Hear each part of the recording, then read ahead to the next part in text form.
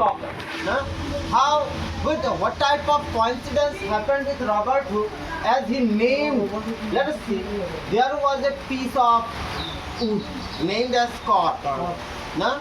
There was a cork, and whenever Robert Hooke see this cork under a microscope, what is it?